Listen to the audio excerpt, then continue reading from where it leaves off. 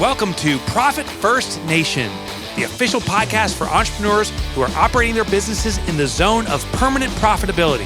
I'm Mike Michalowicz, the author of Profit First, and now here's your Profit First Nation guide, Danielle Mulvey.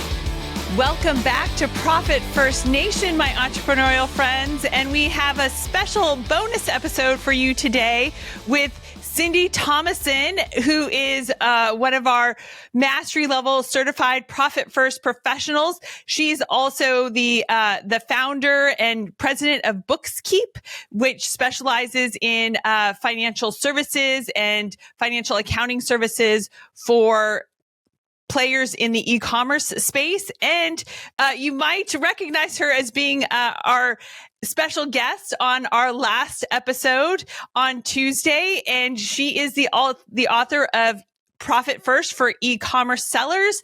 And she's here today to talk about her most recent book, which is Motherhood, Apple Pie, and All That Happy Horseshit. Welcome to the podcast again, Cyndi.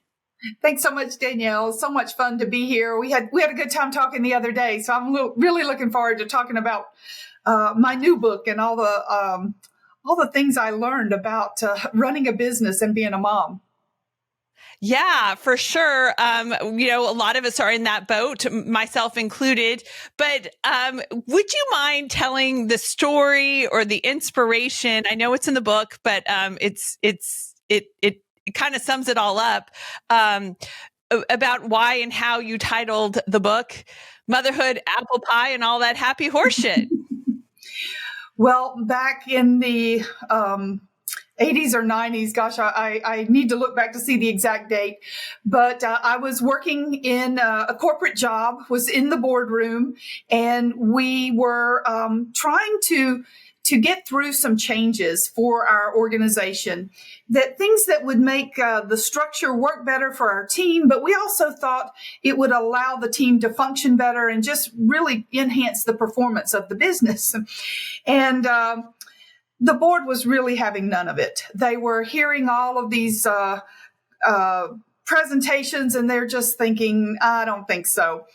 But one of the board members turned and asked me, well, Cyndi, what does the staff think of it? And I spoke from this place in my heart because it was something I really, truly did believe we needed in the business.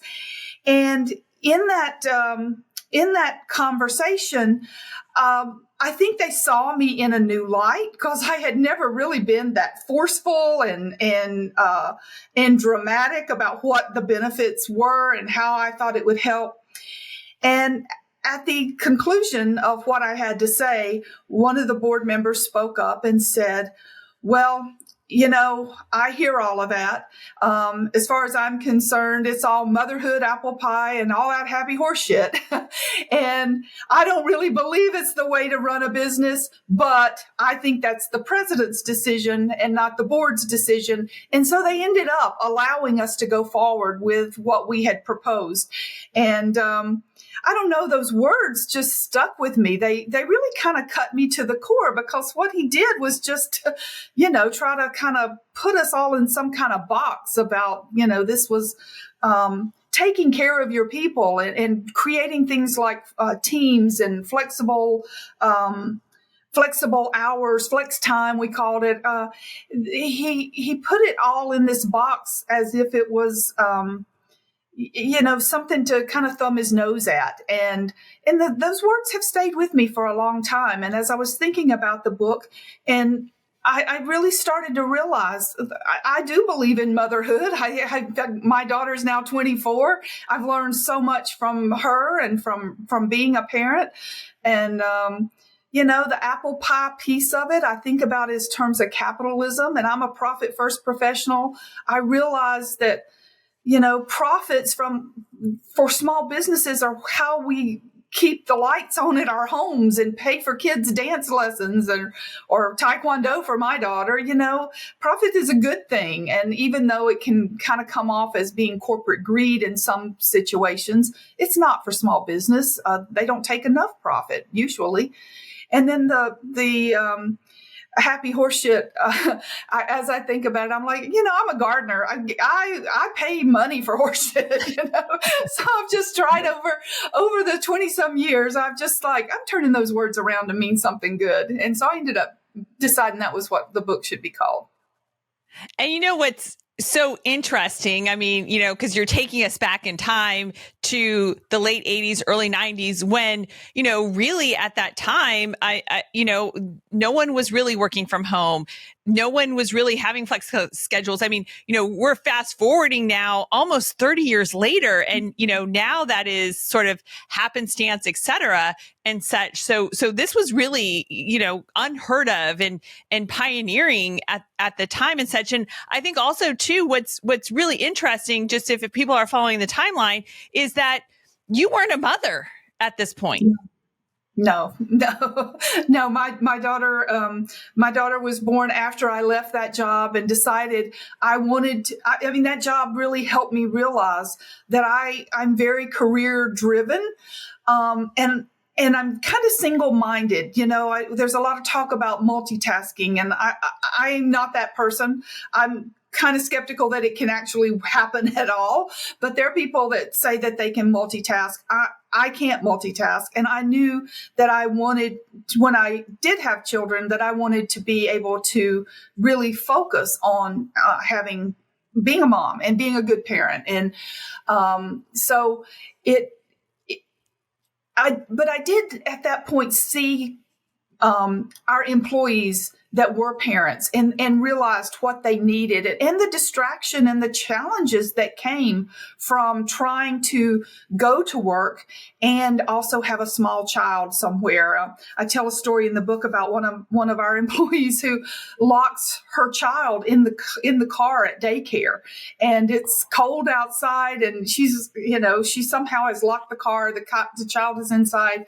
And, within 5 or 10 minutes, the police came and the child was out. It was not a big deal. But I remember getting the phone call from her that day and just the panic in her voice. And I just knew I needed to be focused on my child whenever I did have children. It's interesting. I have someone on my team who has small children, 1 and 3. And, I'm just like, oh, girl, you have it made. I mean, it's pretty easy. You're home on the weekends for nap time, et cetera. And, coming into this, I came screaming through the door to log in to record this episode with you because I have a son who's going to be a junior in high school and a daughter who's going to be a freshman in high school. And we had a freshman onboarding for families today at her school. And, to me, what's crazy is I think you need more flexibility, and it actually gets more challenging to parent and be there for your kids because they're all over the place as they get older, and especially the high school years. I can't imagine having, a corporate job and not having any flexibility with my schedule and such. I mean, the water polo, it just is all the time. It's not just contained to the weekends and such and all their activities. So, it really is important, and it is possible to, number one, be a mother and own a business and or find an opportunity that gives you the flexibility to prioritize your family while also, using the gifts that you have, the degree that you have and such, to contribute to our society. So, it's to me, again, just amazing how you were really a pioneer on championing this so many years ago. Well, it was an interesting company that I worked for. We specialized in alternative energy and energy efficiency. And those were real pioneering things, too. I mean, we had electric cars we were driving back in that time as well. So it really was kind of a pioneering type organization. And I'm so thrilled that I got to work there because they really did let us have a lot of flexibility to do what we needed, even though many of our board members were from the electric utility industry. And that's a pretty traditional hierarchical type organization. So for them to just say, okay, y'all can do that crazy stuff, was really, generous coming from their background. But that is one of the reasons I wanted to write the book, was because I was struggling. I knew I wanted to be at home with my daughter, and that's what I did. But I didn't know it was going to be so hard. I didn't know my options, I thought, were to, work and have her go to daycare or stay home and be a full-time stay-at-home mom. And those were my choices. And I knew the stress I was going to feel trying to put her in daycare. And so we had the ability and the resources. So I was planning to stay at home. But I wasn't prepared for the loss of identity that I was going to experience from not having worked. I was in my mid-30s when my daughter was born. So I had this career, and I call myself an achievement junkie. My checklist and my goals, and those were my mindset. And I was just feeling really good to get through the day with a shower, and that we managed to eat somewhere in there. And so it was really a challenge. And what I learned, though, after she was just a little older, I think when she was about 8, was a girlfriend happened to ask for some help. And just by going and helping her do some organizational things for her business, it made me feel alive again. And I realized that I could do that, and I could offer consulting to these small businesses. I didn't have to work in this corporate scenario that was defined where you have to be there polished and ready to go, that I could work for small businesses and create something kind of unique to what they needed and what I needed as well. And by doing that, that's how I created my accounting business. And, we've grown over the last 12 years now to have about 25 people. And it's our model for hiring people is to hire people that are in the same shoes that I am, and was more so at the time, because my daughter has now has flew the coop. She's left the nest, so to speak. But I always wanted to create that same thing for my employees that I was able to create by having a small business. And then as we were making that work, I'm like, I think women need to know that there's a third option. It's not just go back to work and have daycare, or stay at home and abandon your, passions and pursuits. You can create something that's unique to what you want, and it will serve people and it will serve you, because our identity really is kind of tied up in what we do. Even though we identify in our mom roles as well, we also identify with our vocation. And I just want people to realize that that's an option, and you can make something that fits exactly what you need. Yeah, you're exactly right.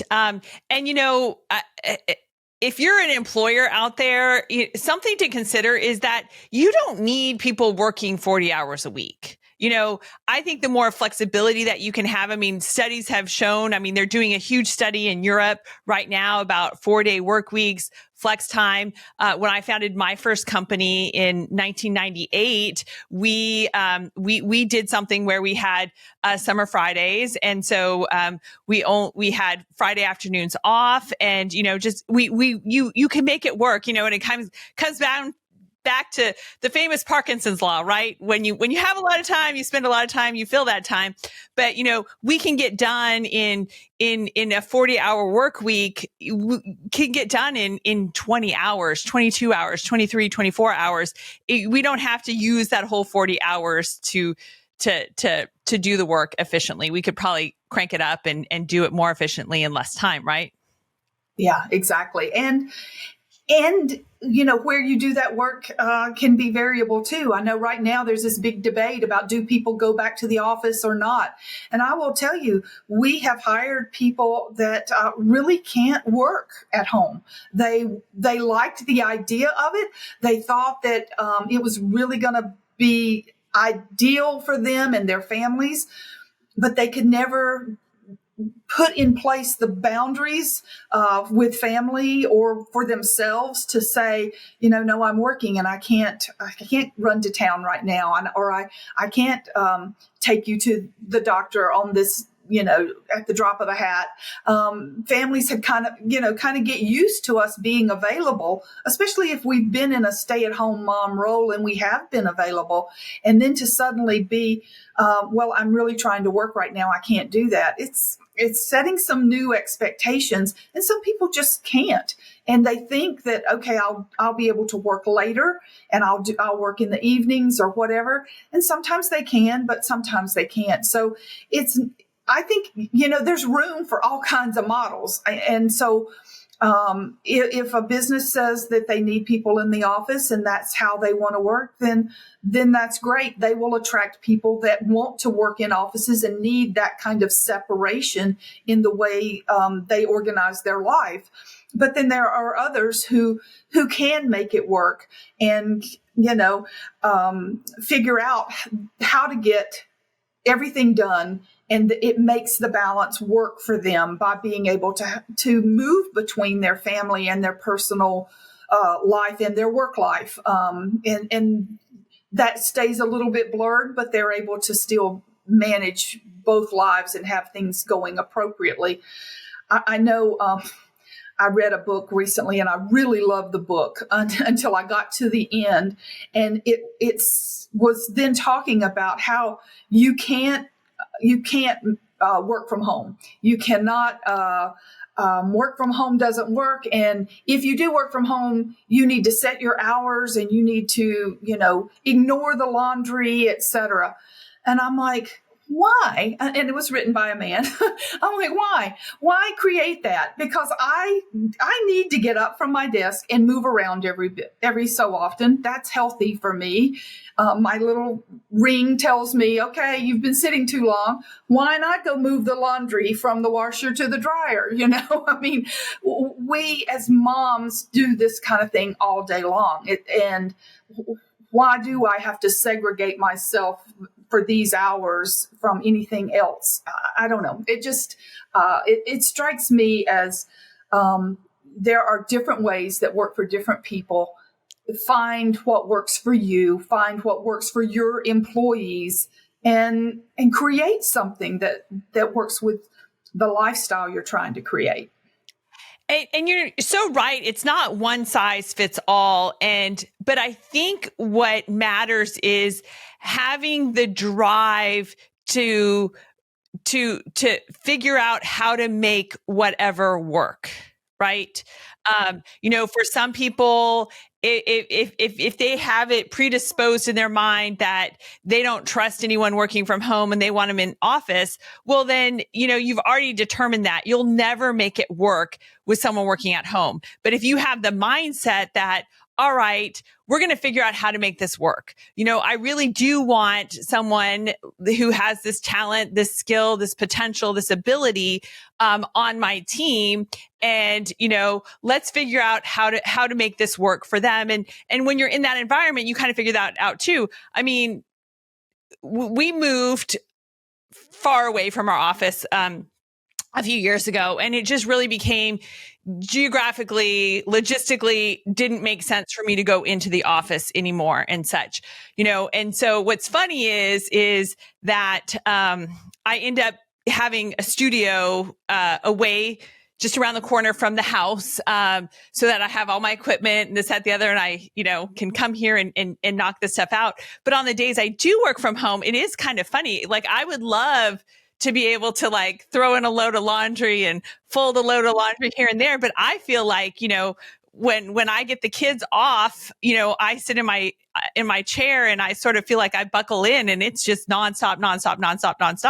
And then I have an alarm that says, oh, time to go pick up Emerson from school. And that works for me. But everyone's going to be different. A couple of things, since we've got business owners on this call, and, I think that there's great talent out there at good market wages that you actually can save on payroll when you hire people on a part-time basis. And, you know, I would say that most working moms, you know, with active children, really, they don't have 40 hours a week to work. So, you know, whatever you can do to figure things out. And then the plus side is honestly, you're going to get 40 hours of work for 25 hours of pay, because they're going to figure out how to get the work done in 25 hours. And they're going to have that flexibility to, you know, attend the school program, go to the sports after school, et cetera. So really challenge that. A couple of things that we just had someone that came back from maternity leave a few months ago. And, you know, when she came back, I wait for them to come back. You know, you never know what happens after you have that baby. So I'm like, okay, whatever. This is your plan. You think you're going to work full time? Sure. Okay, whatever you want. But when she came back, she came to me and was like, you know, I think I would really like it if I could, you know, leave at 2:00 every day instead of working until 4:30. And I'm like, sure, no problem. And, you know, we make it work. The team is supportive. The other people on the team have older children, so they understand, you know, it goes by fast and stuff, and it works. And I'm sure at some point, you know, she's going to say, well, you know, now that schedules have changed and stuff, I think I want to work more hours or less hours. But having that, you know, the drive to want to make it work for the right people is really what matters. So, you know, I would say to business owners that, you know, there's such great talent out there if you can kind of be a little limber about your expectations, right? You know, I know in the accounting industry right now, the biggest complaint is we can't find good people. We can't find good people. And Danielle, you know, we've worked with you and the All In company to recruit good people. And we've got a bench of people who are willing to wait to work with us. And, you know, luckily we're just starting one of those. I think she starts next week. But she's been on the bench for like 6 months. But she's somebody that we identified. We knew we wanted her. She knew she wanted to work with us. She said, I can just keep doing what I'm doing. Just let me know when you're ready. And so it's just so nice to know. And we checked in with her, you know, every month or so. Is it still looking good? But it's so nice to know that you've got good people out there. And I think the reason we're able to find good people and create a bench is because, one, they really do want the flexibility that our company offers. And they want that they are willing. In fact, I saw this in a study just at a conference I was at last week. They said that 80% of the folks are willing to work for less pay if they feel like they're working for an organization that is purpose driven. And you know, our organization, while our product, if you will, is delivering good financial statements and helping them make good financial decisions and transforming their business, our purpose from the very beginning is to create an organization where there can be 100 of people like me working in jobs that fit their life. And so they see that that's important to them, and they like the idea of coming here and working in that kind of a purpose-driven organization. So we don't have problems finding people, and we don't good people, and we don't have problems keeping good people. And so there's a real upside as a business owner to working with people. And if you can be of the mindset where it's not going to drive you crazy, keeping up with, you know, their hours and that kind of thing. Yeah. And, you know, I think it's really important, especially, you know, with how flexible you guys are, because you're saying just get this work done within this period of time. You're not saying you need to log in for 4 hours between 8 and 3. Like, you're saying just, you know, get the work done. I think it's important. And we talk about this, you know, in recruiting and hiring 5-star employees, that first star in the 5-star employee rating system is alignment with core values. And so, you know, when you attract people and when you vet people for alignment with your true core values, they're going to think, they're going to act like you, they're going to operate like you. So that kind of helps in that first kind of like checking the box on, are they going to get the work done? Are they part of like wanting to do this work because they are purpose driven and they believe in our purpose and they want to be part of that team. And again, it's just kind of, I think, part of that core value alignment, and especially in wanting to serve people like you, like your organization does. So your book I have given to a lot of moms, who I identified and I've talked to in the stands at water polo games and such. And they're smart women. They're Stanford graduates. They're University of Washington graduates. I mean, they have these degrees and they've honestly stayed home during this time, but they're at a stage where, oh my gosh, college is coming around the corner and it's pretty pricey here. And, we could use a little bit more contribution in the household and such. And so, they're dipping their toe into, starting their own businesses and kind of, I've shared with them my story and they see like my flexibility and such and kind of my ability to do everything. I joke that, it keeps me out of trouble, right? Having multiple businesses and having these kind of accountability and obligations to my employees, to my clients, et cetera. But, I can still support my family. I can still support, my children's activities and what we do and such. So, your book is really transforming the lives of women who, are kind of ready to regain that identity like you did. And honestly, like I did, after I had kids, and my husband and I, a few things, I ended up like, kind of being acquired by one of my clients and went in-house for them and brought my team in-house with them. And it wasn't really like I didn't have my own business anymore and such, but it was like, okay, this makes sense at this point and such. And then when we relocated back to California, I kind of took a corporate job and such. And I just didn't feel myself. And so you're right. You kind of lose this identity and such. And when you're a business owner, you really can, just make it all work, because you have that flexibility and you can create those opportunities for other great talent, when you think outside of the box and not are so rigid that it has to be full-time, 40 hours a week, Monday through Friday, and you have to be in office. So, well, and I work in an industry for our clients, which are e-commerce businesses. Our clients are very much digital nomad type folks. They want to not be tied down. And so that was part of our alignment and why I chose working with them to begin with. I wanted people that weren't going to expect to see me in their office and bringing me a shoebox full of receipts, helping them figure out their computer system. I wanted people that would value flexibility, that would be comfortable with technology. And so e-commerce folks have to be all of that because they typically want to travel. Their biggest currency outside of dollars is their points for their credit cards, and they're keeping up with that more than they are their money sometimes.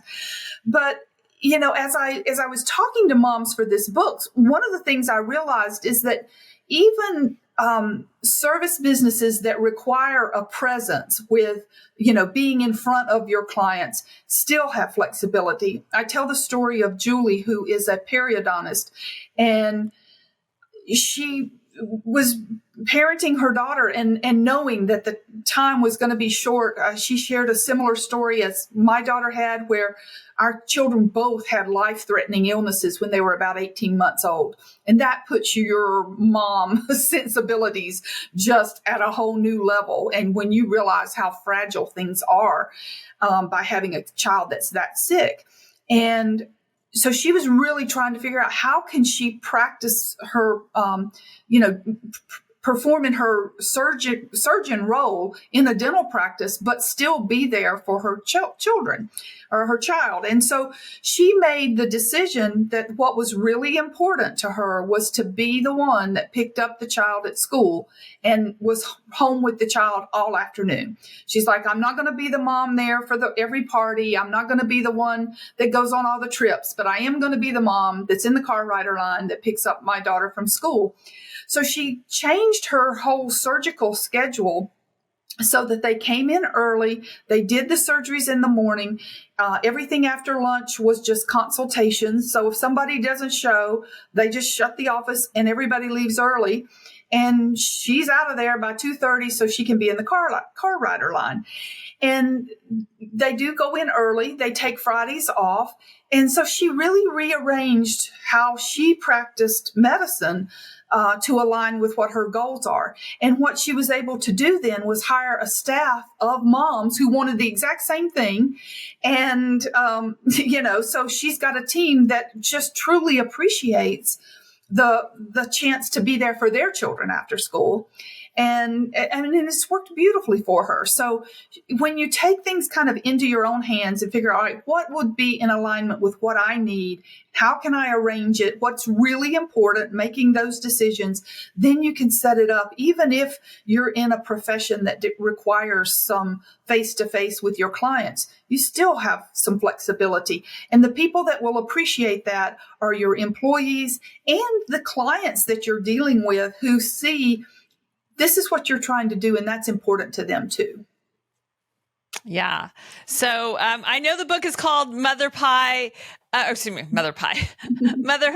Pie, and all that happy horse shit. But this obviously applies to fathers too, and just this whole mindset as being an organization that wants to leverage the best talent out there. And there is amazing talent who just is going to pick family over working 40 hours a week. So if you can find that happy medium and that middle ground where everyone is coming together and doing their best and aligned in the purpose of your organization, I mean, you are just going to totally kill it.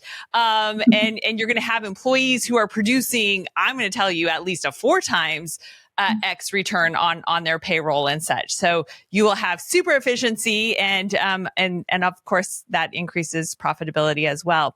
So Cyndi's book is available on Amazon. It's also available in an Audible version, which is the way that I consumed it. And even if you take it on Audible, she has amazing resources and such associated with that. She gives those links in the book and in the Audible version as well. So make sure that you grab a copy of Motherhood, Apple Pie, and all that happy horse shit.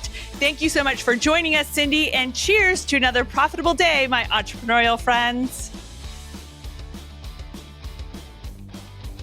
Thanks for tuning in to the Profit First Nation podcast. We hope you found today's episode valuable and that it's inspired you to take action towards achieving permanent profitability in your business. If you want to learn more about how to implement Profit First in your business and connect with a community of like-minded entrepreneurs, be sure to visit us at ProfitFirstNation.com to download our how-to guides and resources. Remember, permanent profitability is within your reach, and we're here to support you every step of the way. So let's do Profit First right together. Profit First Nation website, related podcasts, and videos are provided for general information purposes only and do not constitute accounting, legal, tax, or other professional advice. Visitors should not act upon the content or information found here without first seeking appropriate advice from an accountant, financial planner, lawyer, or other professional.